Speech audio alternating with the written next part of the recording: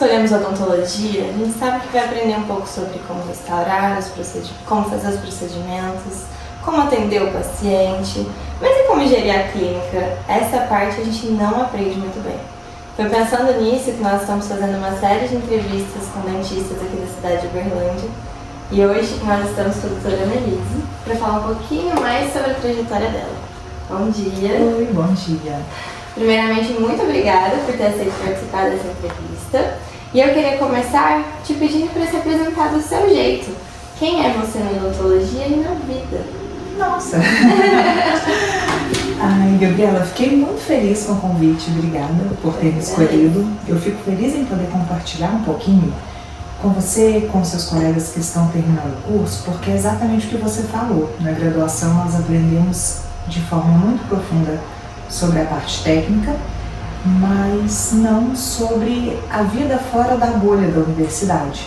E o mundo é um pouco diferente da proteção de ter o professor, de ter a farmacinha, de ter a gestão toda num background que a gente nem faz ideia de por onde passa. E aprender isso no dia a dia, todo mundo aprende, mas eu acho que é um preço um pouco mais alto do que se a gente pudesse se preparar antes de chegar esse momento, né? Com certeza. Você pediu para eu me apresentar, desculpa. Fique à vontade. Eu sou a Analice Giovanni Pereira, tenho 20 anos de odontologia fora da universidade, estou completando agora 20 anos de formada, esse mês inclusive, agora em julho, obrigada. Fiz graduação aqui em Uberlândia, fiz especializações em endo, pério, aqui também, mestrado, doutorado, sou 100% cria da casa, 100% UFO. E comecei durante a graduação, eu gostava de áreas específicas, mas acabei entendendo no decorrer da prática clínica que a abordagem que eu queria oferecer para os meus pacientes ia além de uma especialidade. Então eu fui fazendo várias especialidades e atuando em várias áreas. E eu achei que isso foi muito válido para o meu perfil de encarar a profissão, para o meu objetivo, para o meu propósito como dentista. Nossa, com certeza. Voltando um pouquinho no passado, o que te motivou a escolher odontologia? Nossa, eu vou te responder com toda a transparência do mundo. Eu estava extremamente frustrada porque eu não tinha passado, eu queria ser juíza. Eu não tinha passado na faculdade de Direito. Caramba. E aí fui pro cursinho, no final do terceiro ano, não passei, fui pro cursinho. Aí chegou a época de escolher um curso para fazer vestibular. E eu estava lá sofrendo horrores no cursinho, ainda me culpando por não ter passado para Direito. Lembrei da minha ortodontista, da época do final da infância, da adolescência, falei, gente, a Lilian é tão legal, o consultório dela é tão bonito, ela é tão agradável, tá bom, se eu for igual ela, acho que eu vou ficar feliz. E fui meio no susto. Caramba! E aí, gostei do curso desde o começo. No decorrer da graduação, eu acabei entendendo que o meu talento inicial, original, é para cuidar de pessoas. E que eu seria, depois lá na frente, quando eu tive algumas experiências na área jurídica, eu descobri que eu não seria feliz naquele ambiente. Então, escolhi a odontologia meio por acaso, descobri que eu acho que em qualquer profissão que eu estivesse na área da saúde, iria crescer em mim o mesmo amor pelo trabalho, mas estou muito feliz aqui e pretendo continuar na odontologia. Que incrível! Muito bom você testou o caminho, né? Testou o caminho mais pro jurídico, voltando ali para aquela ideia do Quis testar, né? Mas Deus sabe o que faz e não me deixou começar. E quando que a sua jornada começou a ter um toque mais empreendedor? Porque você começou direto empreendendo, abrindo uma clínica ou não? Sim. Começo assim, vamos pensar nos 6 primeiros meses. Eu terminei a graduação e como todo mundo que depois da formatura amanhece segunda-feira fala, e agora? Dá um vazio, porque acabou o que a gente conhecia como rotina, a previsibilidade, o dia a dia que a gente construiu, e a contragosto, por não ter coragem de dizer não para o meu pai, eu aceitei um emprego numa cidade, no posto de saúde da família, PSF, na cidade que meu pai mora, bem pequenininha no interior de Goiás. E fui trabalhar lá. Mas o trabalho do PSF era de meio período. E o restante do dia, eu estava com o dia livre. Eu falei, bom, vou agora procurar um lugar, alugar um consultório e começar a construir a carreira particular, a carreira privada. E como todo mundo no começo da carreira, eu usava o salário do PSF para pagar as contas do consultório e o que estava faltando eu pedia para o meu pai terminar de pagar para mim. Então, assim, essa vontade de empreender, de começar a construir algo que eu pudesse implementar, fazer crescer, fazer modificações, de repente trazer mais pessoas, veio desde o começo. Desde o começo. E, como todo mundo, os primeiros degraus são difíceis, mas eu acho que é legal, se você quer aquilo de verdade, ser persistente. E você cresceu num ambiente que falava de negócios, assim, a sua família já te inspirava para esse caminho? Ou você que desbravou esse Não, não tem dentistas na minha família. A minha mãe é pedagoga, formada também em educação física, mas assim, sempre trabalhou em ambiente escolar.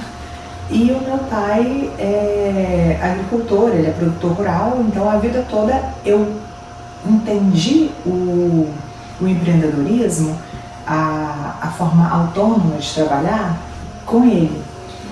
Então eu acho que eu acabei me espelhando muito nisso, num ambiente totalmente diferente, num cenário diferente, mas com ele. Com certeza. E houve algum momento decisivo que te fez pensar, agora é hora de eu dar um passo maior na minha carreira? Que a gente começa lá trabalhando meio período na PSF, hoje você não está mais lá, hoje você não está mais na cidade pequenininha do seu pai. O que foi esse momento? Teve algum preparatório para você, para fazer essa virada de jogo, ou foi acontecendo, a vida foi te levando para onde você está hoje? Olha, eu acho que não dá para responder sem contextualizar. No começo, o consultório trabalhando no vermelho, financeiramente falando. Aí depois as coisas começam a mudar, porque a melhor propaganda, isso leva para sua vida, não é Instagram, não é outdoor no meio da Rondon, não é revista Saúde, desculpe se alguém da revista Saúde estiver ouvindo isso, mas é o paciente que você recebe, entende o problema dele, conduz da melhor maneira possível e ele sai sentindo que foi bem acolhido, que recebeu um tratamento correto e com empatia por você. Essa é a melhor propaganda. E trabalhando assim, uma hora o jogo vira. Uma hora as contas do consultório começam a fechar e aí você começa a olhar para o PSF e falar, opa, tá ok. E aqui existem os problemas também de ser funcionário, que é uma situação que eu acho que eu não ficaria muito tempo, porque dentro da hierarquia de um posto de saúde, por exemplo, existem coisas que você não consegue resolver. Você vê que não estão funcionando da melhor maneira possível, que existem caminhos melhores, mas está totalmente fora do seu alcance. Com uma semana de trabalho, eu fui bater na porta do secretário de saúde, lá da prefeitura. Você, uma menina de 22 anos, sentou na frente dela e falou assim, escuta aqui, isso não pode, isso aqui tá errado. Eu levei um monte de apostila, botei na mesa da mulher. Aí ela falou assim, olha, deixa eu te contar, não é muito por aí que as coisas funcionam. Na faculdade pode até ser, aquilo foi um banho pra mim. Nossa. Mas a gente depende de um sistema de engrenagens muito maiores. Aí eu pensei, eu não vou conseguir mudar o mundo aqui sozinha. E eu sou um grão de areia no meio dessa história. Então, quando o consultório começou a me mostrar que o que eu estava construindo estava funcionando bem, eu deixei aquele ambiente que eu sabia que eu ia ser improdutiva, que eu estava dando um murro em ponta de faca. Um peixe nadando contra a correnteza e todo mundo descendo a maré. E aí começaram as especializações. Falei, nossa, legal, agora tá dando certo, eu tô começando a sentir endodontia. Por que eu fiz especialização? A minha primeira especialização foi endo. Porque começou a me incomodar a quantidade de pacientes com dor, com pulpite, com indicação de endo, que eu precisava encaminhar. Porque durante a graduação eu detestava endo. Eu fiz o básico para passar, para formar fim. Falei, opa, eu vou precisar aprender esse negócio, porque não, financeiramente está ruim, eu estou deixando o meu cliente embora sem resolver o problema, e aí? Se eu tenho esse mercado, eu vou absorver. Fui para especialização. Aí terminou o ano, fui para pele. Aí assim uma coisa foi chamando a outra. Chegou um momento que eu pensei, eu não estou querendo morar para sempre aqui, nessa cidade pequenininha, apesar de estar dando tudo ainda estava lá, foram 4 anos, de julho de 2005 a dezembro de 2009. Olha só. Então agora eu quero voltar para Uberlândia. Não tenho coragem, isso, né, nesse contexto, meu pai sempre procurando, vamos escolher um terreno, construir uma clínica. E eu pensava, meu Deus, se eu deixar de fazer isso, eu nunca mais vou mudar. Aí veio a ideia do mestrado. Nunca sonhei em ser professora, como eu nunca sonhei em ser dentista. Enfim, eu falei, vou fazer o mestrado, eu vou precisar mudar para Uberlândia para fazer o mestrado. E esse eu acho que foi o ato de coragem, se essa é a palavra, de sair da zona de conforto, do que tinha começado a dar frutos. E aí nessa, fiz as viagens que eu gostaria, fiquei totalmente independente dos meus pais, e troquei de carro, enfim, aquela empolgação de ver o lucro, de ver o esforço do seu trabalho gerando recursos financeiros para satisfazer as suas vontades. Sem ter que pedir bênção para ninguém, né? Que é a melhor parte. Mas eu pensei, eu vou abrir mão disso. Gente. Pois é, mas uma hora, e essa tomada de decisão não foi da noite pro dia, uma hora a balança pesou mais. Sim, eu vou abrir mão disso porque daqui a 10 anos isso não me satisfaz mais. E aí vim para fazer o mestrado, comecei a atender em 2 ou 3 clínicas como um dentista prestador de serviços, por porcentagem. Eu não tinha custos, eu só ia até o local e atendia o paciente. E você fez mestrado em qual área? Em endo. Fiz mestrado em endo. E aí, assim, o que a princípio parecia uma descida, né, nessa escala, foi a melhor coisa, porque o mestrado me ensinou muitas coisas. Do mestrado eu passei um período pensando, será que eu faço doutorado ou não? Porque eu não tinha certeza que eu gostaria da carreira acadêmica. E aí veio uma ideia, então eu quero ficar em Uberlândia, então aqui eu vou escolher o que eu quero fazer em caráter definitivo, que nada na vida é definitivo, outra coisa que eu aprendi nessa época. E aí tive sócios, compramos um terreno, construímos uma clínica. Depois de um tempo, nesse meio tempo fiz o doutorado, tive uma experiência na docência, na UFO, que eu entendi que não era para mim. Depois de 1 ano e meio não me identifiquei, vi que estava muita sobrecarga conciliar a minha aptidão profissional original, que é a vida clínica, com a docência, não estava casando, não estava dando certo, escolhi deixar. Tentei desfazer a sociedade comprando a parte dos meus sócios da clínica, acabou não dando certo, vendi a minha e mudei o foco um pouco nessa questão da escolha do consultório, enfim. Mas Nossa, essa foi uma jornada de muitas coragens, não está só sendo. Porque a gente escuta muito na faculdade que quando termina já cola direto no mestrado, termina a graduação e já faz mestrado agora. Então você me contando que ficou 4 anos na clínica para depois voltar para o mestrado. Então é muito interessante ver essa outra maneira que dá para conduzir nossa carreira, né? Eu, por exemplo, da minha particularidade, eu também caí no odonto de paraquedas. E eu também fico nunca me encantei pela docência, gosto muito da clínica, mas também não é uma coisa que eu descarto. Então ver esse outro lado, porque eu não consigo imaginar formando já indo direto para o mestrado, dando doutorado e ficando sem atender, né? Que isso acontece às vezes. Então é muito legal ver seu relato, muito interessante. E essa oportunidade de fazer aqui em Uberlândia a sua clínica, foi de uma necessidade pessoal, que você sentiu que você gostaria de ter sua clínica aqui, seguir esse caminho, ou foi só assim, por necessidade mesmo? Ou um desejo pessoal que você seguiu para o empreendedorismo? Não, foi um desejo pessoal, mas que independente da cidade, do local geográfico, eu sempre tive comigo. Sempre quis. E você comentar a respeito de, nossa, sair da graduação e já ir para o mestrado direto. Depende. Qual é o seu desejo? O que você se vê fazendo que vai te deixar feliz? Parece que 10 anos é uma vida, né? Mas passa assim. Mas o que você quer, onde é que você quer estar daqui a 10 anos? Responda essa pergunta de forma bem transparente e você vai saber se você quer engatar o mestrado depois da graduação, se você quer ir para o consultório, conhecer como é que é a vida da clínica odontológica fora das clínicas da faculdade. É isso que vai ser seu norte. Uma última pergunta de empreendedorismo, que daí eu quero seguir um caminho um pouco diferente.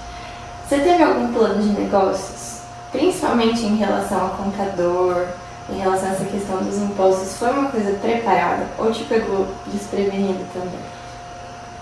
Depende de qual fase da história que a gente analisa. Lá no começo. Totalmente desprevenida. Por não ter dado durante a graduação a devida importância, não sei como é que é a grade curricular hoje, mas lá em 2002, 2003, 2004, não sei que época que eu tive aula a respeito disso, eu me lembro de uma abordagem muito superficial a respeito dessa parte, contábil, jurídica, enfim. E aprendi assim. Fui sentindo necessidade dos suportes, de contratar uma empresa de contabilidade, de entender um pouco a respeito de carga tributária, de pessoa física, pessoa jurídica, formas de compras diferentes,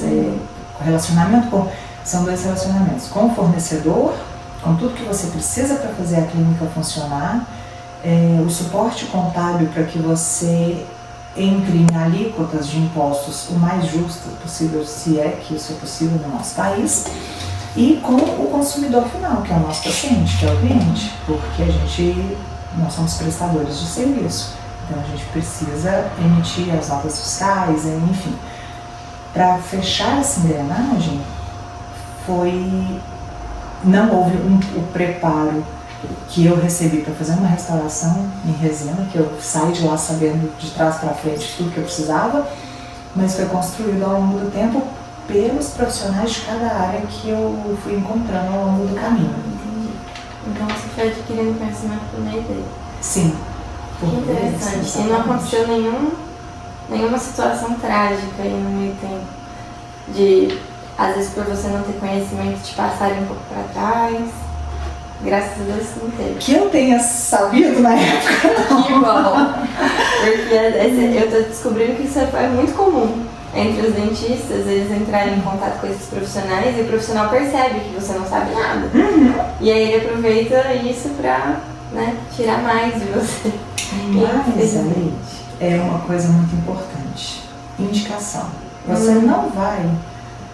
Vamos imaginar, se tem um problema de saúde, se tem um problema no intestino que tem que fazer uma cirurgia. Você vai deixar qualquer médico mandar a faca na sua barriga? Claro que nem a pau. Então não deixe qualquer contador tomar conta do seu imposto de renda, não deixe qualquer advogado tomar conta da parte jurídica da sua clínica e assim por diante. Vá sempre por indicação. Tenha referências. Muito importante. E agora seguindo um pouquinho para o outro lado. Eu estou entendendo que talvez eu esteja lendo errado a nossa entrevista, mas acho que está certo. Você tem uma pegada mais de humanizar o atendimento, é isso mesmo? Sim. Então acho que quando você disse assim, eu percebi que o que eu queria para a clínica não era uma especialidade. O que era essa outra parte que você espera da clínica? Que você esperava? Humanizar em saúde, no meu entendimento, deveria ser pleonasmo. Como é que qualquer pessoa da área da saúde cuida de alguém desconectando aquele pedacinho do resto?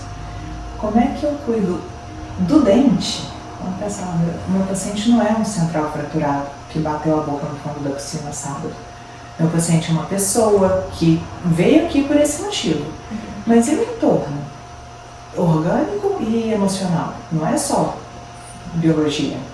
Então, partindo desse ponto, e eu sempre tive isso comigo, é uma pessoa que está sentada aqui na minha frente, com expectativas, com histórico, com experiências anteriores que podem ter sido boas ou não, e que está se sujeitando ao meu atendimento, aos meus cuidados, isso é muito sério. Então eu preciso, primeiro, conhecer essa pessoa, ajustar o que tem na mente dela ao que é possível ser feito, expor de forma muito clara os caminhos, porque essa é a chave de um tratamento bem sucedido. O seu paciente ter a certeza de que aonde é possível chegar condiz com o que ele espera alcançar. Então, e aí por isso uma especialidade ficou pouco. Entendi. Eu não quero só Um cuidado integral. viver mergulhada no túnel que é o tratamento endodôntico. Eu quero saber o que está acontecendo fora do dente, eu quero saber o que está acontecendo fora do osso, eu quero saber o que está acontecendo fora da boca, e assim por diante. E no total você fez quais especialidades? Você foi por quais caminhos? Eu fiz endodontia, depois periodontia, depois implanto. Fiz harmonização também. Atire a primeira pedra quem não faz botox. Ai, que eu acho que é super legal, apesar do estereótipo da questão, assim, eu acho que tudo que envolve cuidado para a pessoa que está aos seus cuidados é válido. E aí eu fiz mestrado na endo e fiz doutorado como orientador da dentística, mas com uma abordagem mais periodontal. E é isso, acho que Nossa, bem amplo.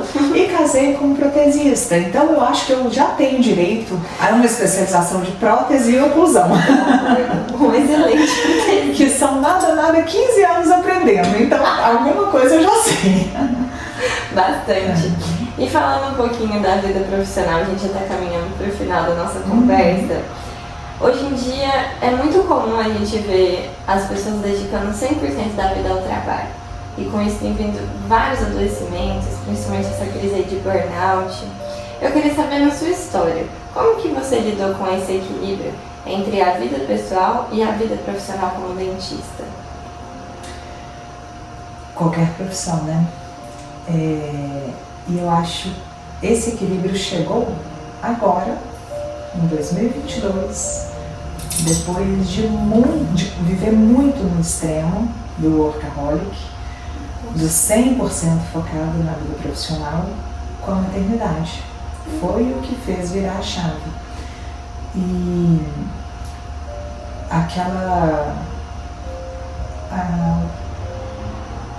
eu acho que eu vou colocar como prepotência, aquela prepotência de achar que dá conta de tudo, que dá conta de ter excelência no trabalho, ter excelência em um monte de setores da vida e não ser flexível a ponto de conviver com o que fica aquém, com as falhas, com o que não atinge 100%.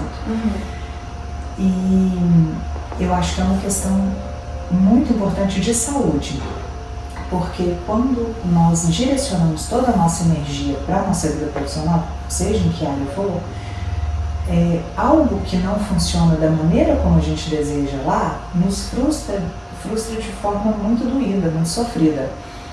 E quando você entende que você não é só dentista, você é dentista, é filha, é irmã, é amiga, é namorado, é esposa, é mãe, tem um monte de outros papéis, e isso eu aprendi com uma pessoa maravilhosa que você conhece muito bem, você aprende a dividir a atenção e divide também o peso do que as falhas, vamos colocar assim, vão trazendo para você. Aconteceu alguma coisa na vida profissional que te chateou?